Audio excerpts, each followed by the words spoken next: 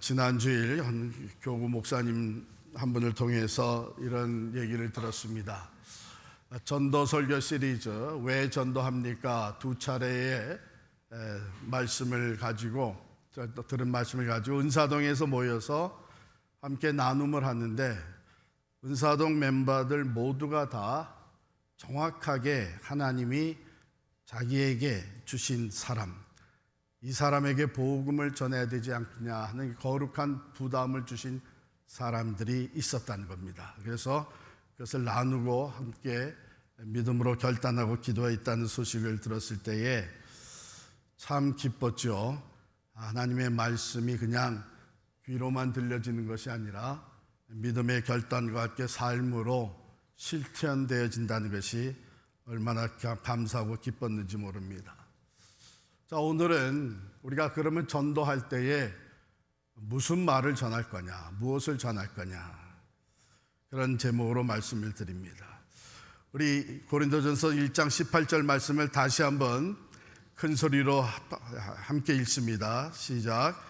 십자가의 도가 멸망하는 자들에게는 미련한 것이요 구원을 받는 우리에게는 하나님의 능력이다.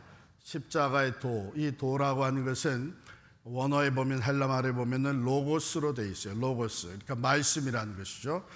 즉 십자가의 도는 십자가에 대한 말씀을 의미하는 것이고 십자가의 사건을 통해서 선포되어지는 메시지를 의미하는 것입니다.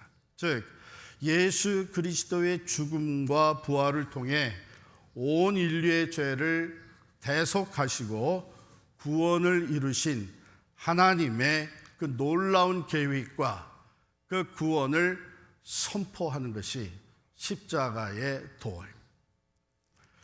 그런데 이 놀라운 복음이 멸망하는 자들에게는 어리석은 것으로 들려진다는 것입니다.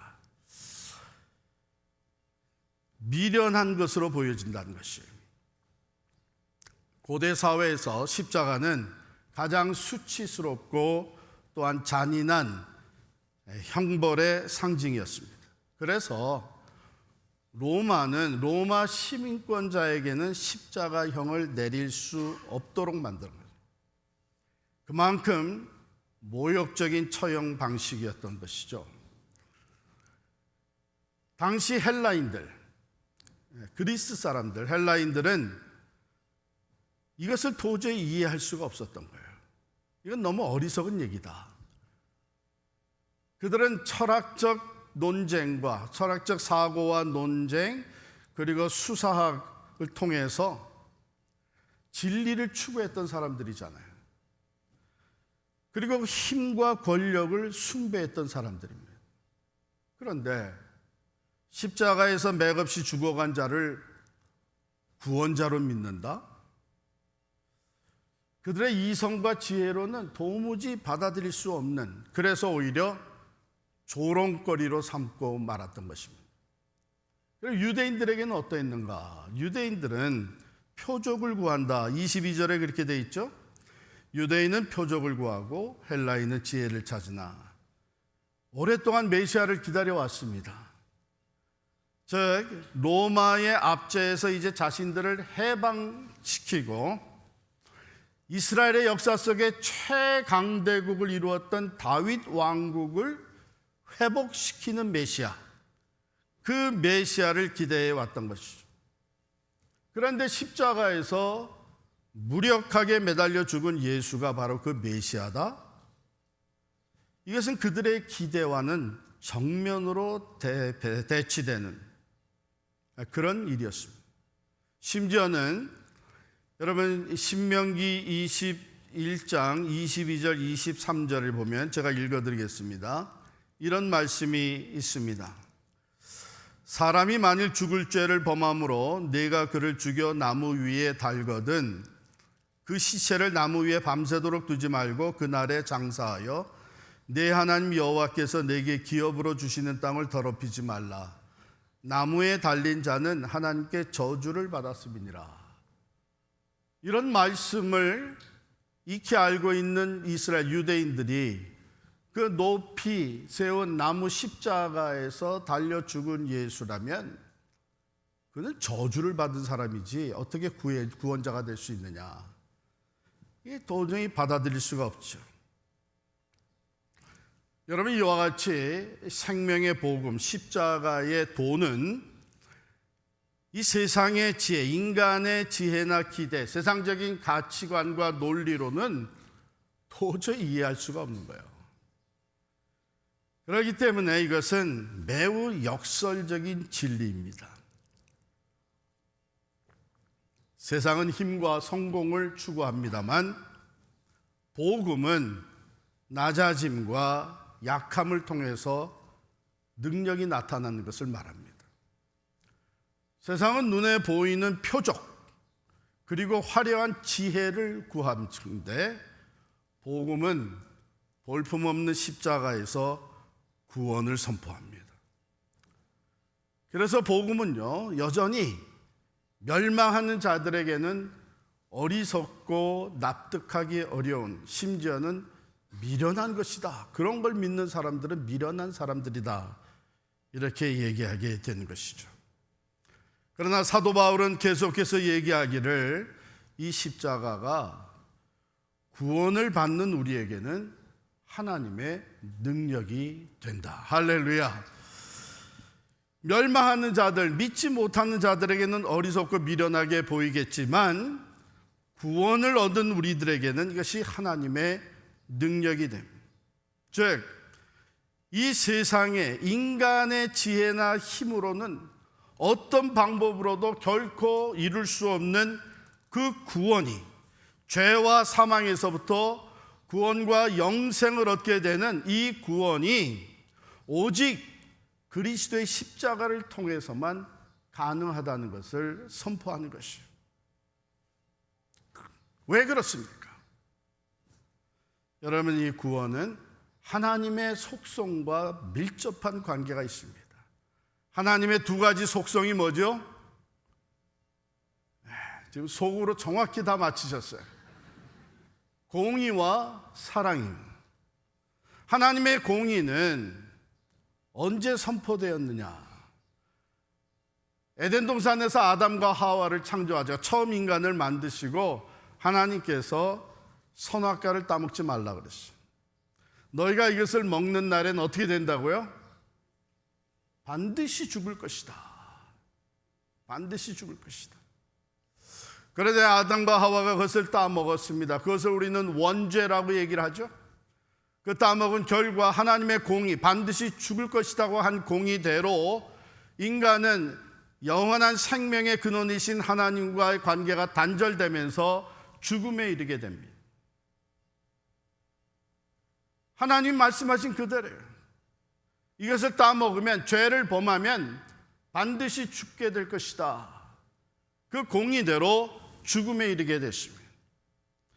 그 이후에 모든 인간들은 바로 이 원죄, 오리지널 신, 원죄 아래 출생을 합니다. 그리고 살다가 죽습니다. 본래 창조받을 때에는 영원히 살면서 영생을 누리면서 영생이신 하나님과 교제하도록 창조를 받았는데 하나님의 공의의 심판으로 인해서 죽음에 이르게 된 것이죠.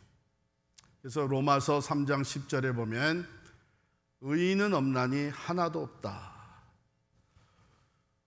원죄를 타고 태어날 뿐만 아니라 이 세상에 살면서 죄를 짓습니다. 우리의 생각으로, 우리의 말로, 우리의 행동으로 죄를 짓습니다. 우리는 이것을 자범죄라고 얘기를 합니다. 생각이나 말이나 행동으로 죄를 전혀 짓지 않는 사람이 누가 있습니까? 그렇기 때문에 로마서 3장 23절엔 다시 말씀하시기를 모든 사람이 죄를 범하였음에 하나님의 영광에 이르지 못하더니 그랬습니다. 하나님의 공의가 죄를 범한 인간을 쫓아낼 수밖에 없게 되었고 결국은 말씀대로 죽음에 이르게 된 것입니다. 그런데 하나님은 공의의 하나님이실 뿐만 아니라 사랑의 하나님이시잖아요. 그러니까 그들을 그대로 죽게 놔둘 수가 없는 것이죠. 어떻게 그러면 이 죄인들을 구원할 수 있을까? 하나님께서 내놓으신 방법이 바로 십자가의 사건입니다. 십자가의 사건은 모든 죄인된 인간들, 모든 죄인들을 위해서 예수 그리스도가, 죄 없으신 하나님의 아들 예수 그리스도가 직접 그 모든 죄값을 치러주신 대속의 제물이 되신 사건이죠.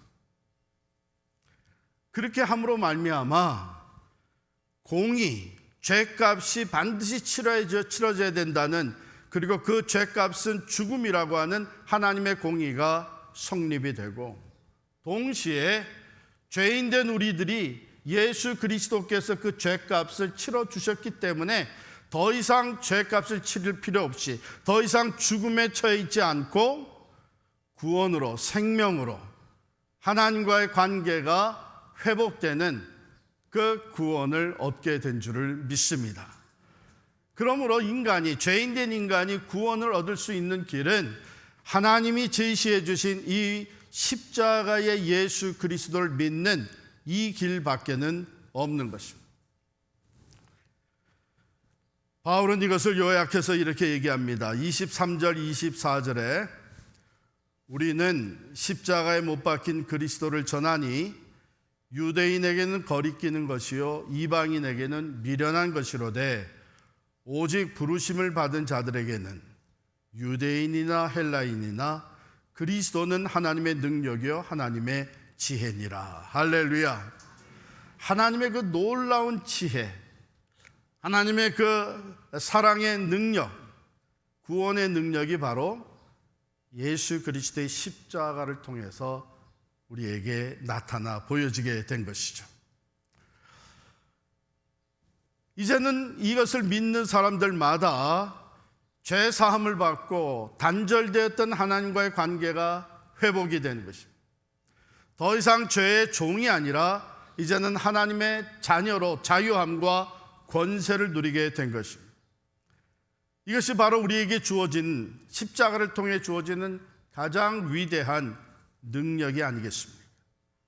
우리의 삶이 변화되어지고 영원한 생명을 얻게 되고 절망 가운데서 소망으로 나아가게 하시는 이 십자가의 능력, 이것은요 세상의 어떤 지혜나 힘으로 얻어낼 수 없는 것입니다. 오직 예수 그리스도의 십자가를 통해서만 나타나는 실제적인 능력이에요. 바울은 바로 이것을 이해할 수 있는 자가 누가 있냐, 이것을 생각해낼 수 있는 지혜자가 누가 있느냐. 그래서 여기 이 20절에 보면 이렇게 얘기를 해요. 지혜 있는 자가 어디 있느냐, 선비가 어디 있느냐, 이 세대 변론가가 어디 있느냐. 아무리 세상이 위대한 선비라고 해도 또 변론가라고 해도 그들의 지혜로는 감히 이해할 수 없는, 받아들일 수 없는 하나님의 지혜라는 거예요. 그렇기 때문에 바울은 이렇게 표현을 하네요. 너희가 이것을 어리석다고 얘기하느냐, 하나님의 지혜, 하나님의 구원의 방법이 어리석다고 얘기하느냐, 그렇다면 하나님의 어리석음이 인간의 지혜보다 더 지혜로운 게 아니겠느냐. 너희가 이 하나님 십자가에 달려 죽으신 독생자 예수 그리스도가 약하다고 생각을 하느냐? 그렇다면 그 약함이 사람들의 강함보다 얼마나 강하면 그것을 통해서 구원을 얻게 되느냐. 역설적인 주장을 하고 있습니다. 그래서 오늘날에도 세상에서 지혜롭다고 하는 사람들, 많이 배웠다고 하는 사람들, 학문이 높다고 하는 사람들이 좀처럼 이것을 받아들이기 힘들어하는 거예요. 그런데 여러분 가만히 생각해 보세요. 예수 그리스도의 십자가를 통해서 하나님의 구원의 지혜와 능력이 나타났습니다. 이제 그것을 놓고 이것은 어리석다, 이것은 받아들일 수 없는 거다, 이건 비논리적이다, 비현실적이다, 이렇게 얘기하는 것은 피조물된 인간이, 즉 하나님의 아무리 지혜로워도 하나님의 어리석음도 따라갈 수 없는 인간이 아무리 강해도 하나님의 약함이 있다면 그 약함도 따라갈 수 없는 인간이 하나님을 판단하는 거예요. 이건 무서운 교만입니다.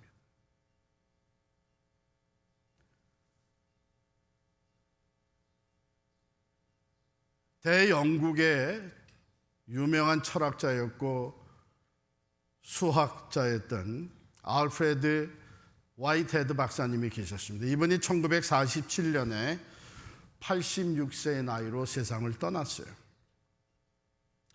그는 본래 기독교 가문에서 가정에서 태어나서 교육을 잘 받으면서 성장을 했습니다.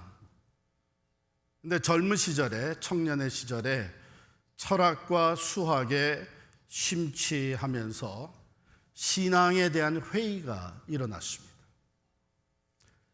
깊은 회의에서 헤어나지 못한 화이트헤드 박사는 그가 이어받았던 신앙을 완전히 포기하고 그 다음에는 교회와도 담을 쌓게 되었습니다. 그러는 가운데 알프레드 화이트헤드 박사도 인생의 황혼기에 접어들게 된 것이죠. 어느 날 그가 살고 있는 도시에 엄청난 폭설이 내렸는데 화이트헤드 박사는 다른 사람들과 같이 서둘러서 집으로 돌아가고 있었습니다. 그런데 웬 할머니가 눈구덩이에 빠져서 헤어나지 못하고 어쩔 줄 몰라 하는 것을 보고 화이트헤드 박사님이 다가가서 그 할머니를 구해 주었습니다. 할머니가 이 노 교수에게 너무나 감사해서 이러한 친절을 베푸는 것을 보니 댁도 깊은 신앙심을 가지고 있는 크리스찬인 게 분명합니다. 어느 교회에 나가시나요? 화이트헤드 박사는 거짓말을 할 수 없어서 솔직히 얘기를 했어요. 저는 교회 다니지 않습니다. 실은 제겐 신앙심도 없습니다. 그러자 이 할머니가 화이트헤드 박사에게 한 말이, 아니 이제 제법 나이도 들었는데 어쩌자고 예수를 안 믿는 거요. 그러다가 오늘 내가 당한 이런 일을 당해서 세상을 떠나게 되면 어쩌려고. 나는 저 눈구덩이에 빠져 있으면서도 천국의 소망을 가지고 찬송을 부르고 있었습니다. 이렇게 얘기를 하는 거예요. 이 얘기를 듣는 순간 이 화이트헤드 박사는 저절로 숙연해지지 않을 수가 없었습니다. 도대체 저 할머니가 제대로 배운 것 같지도 않은데 무엇 때문에, 무엇이 있어서 저토록 확신에 찬 삶을 사는 것일까? 회의가 일어나기 시작을 했어요. 내가 지금까지 탐구해온 철학과 수학, 아니 이 전 영국의 모든 학문을 다 동원해서도 저 할머니가 가지고 있는 구원의 확신에 대한 진리는 말해줄 수 없는데, 화이트헤드는 아무리 생각해도 자신이 생기지 않았습니다. 그때부터 자기가 탐구해왔던 학문에 대한 회의가 일어나기 시작을 했습니다. 이 가치가 뭐냐? 이 학문이 뭐냐? 회의가 일어나기 시작을 했고, 그러니까 젊어서는 신앙에 대한 회의가 있었는데 이제 평생을 추구해왔던 자기 학문에 대한 회의에 빠져들게 됐습니다. 그래서 급기야는 집 근처에 있는 교회에 나가게 된 거예요. 화이트헤드 박사님이 교회에 나와 앉아서 예배를 드리는 모습을 본 그 교회 담임 목사님이 너무 흥분을 했어요. 야, 화이트헤드 박사님이 우리 교회에 나오시고 내 설교를 들으시는. 그 다음부터 설교의 수준이 바뀌기 시작했습니다. 주중에 책을 이만큼 쌓아놓고 인문학, 철학, 심리학 책을 잔뜩 쌓아놓고 그 화이트헤드 박사님에게 수준에 맞는 설교 준비를 열심히 했어요. 한 달 지났어요.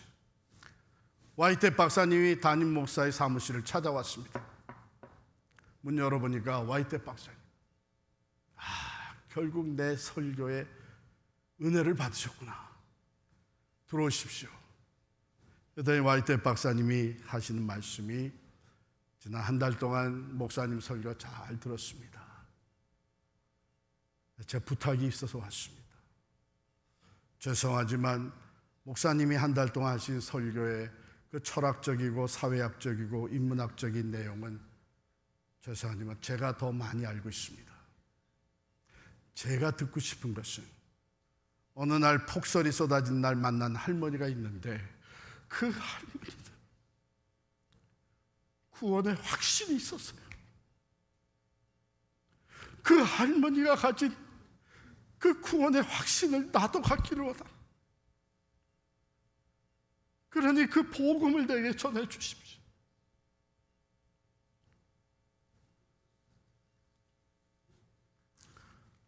여러분, 오늘 고린도전서 1장 21절에 이렇게 말씀하세요. 하나님의 지혜에 있어서는 이 세상이 자기 지혜로 하나님을 알지 못하므로 하나님께서 전도에 미련한 것으로 믿는 자들을 구원하시기를 기뻐하셨도다. 어떻게 보면 예수 그리스도의 십자가와 부활을 전하는 것이, 이것이 비이성적이고 미련한 것이고 이것은 믿을 만한 것이 못 된다고 하는 얘기를 합니다마는, 여러분, 예수님이 승천하신 이후 오늘날까지 수많은 사람들이 그 복음을 믿고 하나님의 구원에 이르게 된 거예요. 사랑하는 성도 여러분, 우리가 전해야 하는 복음의 핵심은 바로 이것입니다. 십자가의 예수 그리스도. 세상적인 지식과 학문과 논리와 철학을 가지고 설득한다고 한들 그 구원의 진리를 깨닫게 할 수는 없습니다. 여러분과 제가 그 예수를 믿게 된 것도 우리가 학문이 높아서 노력을 누구보다도 열심히 해서가 아니잖아요. 우리가 이 복음을 들을 때에 하나님께서 우리에게 은혜를 베푸셨죠. 그 복음을 받아들이게 하시고 예수를 믿을 수 있는 믿음을 선물로 주셨습니다. 우리는 이것을 전해야 되는 사명을 받는 거예요. 여러분, 우리가 때로는 사람마다 수준이 다 다르기 때문에 그 사람의 수준에 맞추어서 메시지를 전해야 된다고, 설득해야 된다, 우리에게 설득하라고 보내신 분이 아닙니다. 설득하더라면 사도 바울처럼 많이 배우고 학문이 높은 사람 드뭅니다. 그런데 그는 예수 그리스도를 자기가 개인적으로 만나고 구원의 확신을 갖게 된 다음에 뭐라고, 지금까지 내가 자랑하던 모든 것들은 다 배설물과 같은 것이다. 왜? 예수를 아는 지식이 가장 고상하기 때문에, 가장 가치 있기 때문에, 그 어느 것도 따라올 수 없는 구원의 능력이 거기 있기 때문에 지금까지 자랑하던 모든 것들은 비교해보면 배설물과 같은 것이다. 오늘 교회는 이것을 회복을 해야죠.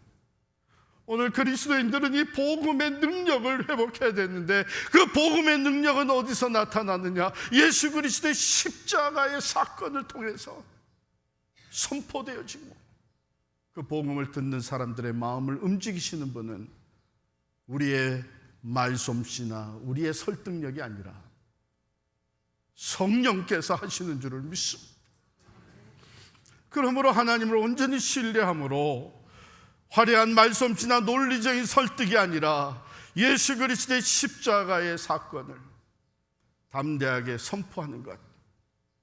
비록 때로는 어리석은 일이다, 미련한 사람들이다, 어떻게 그런 것을 믿을 수 있느냐, 조롱을 당할 수 있지만, 그러면 그럴수록 오히려 그 영혼들을 더욱 불쌍히 여기는 마음으로 기도하며 이 십자가의 복음을 전해야 되는 것입니다. 하나님, 저들의 마음도 열어주십시오.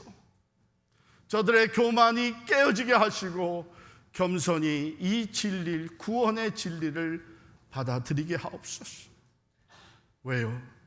이 십자가야말로 세상을 구원하는 유일한 길이며 우리에게 참된 능력과 지혜를 주시는 근원이 되기 때문입니다. 사랑하는 성도 여러분, 세상을 바라보며 세상의 시선에 의해서 흔들리지 마시기 바랍니다. 오직 십자가에 못 박히신 예수 그리스도를 자랑하며 복음의 핵심이 된 예수 그리스도의 십자가를 전하는 우리가 되기를 간절히 축원합니다. 그들에게도 기회가 필요합니다. 복음을 들어야 합니다. 다른 얘기보다도 예수 그리스도가 우리의 구원과 우리의 대속의 제물이 되시며 구원의 능력이 되시는 것을 담대하게 선포하며 나아가신 우리 모두가 될 수 있기를 간절히 축원합니다.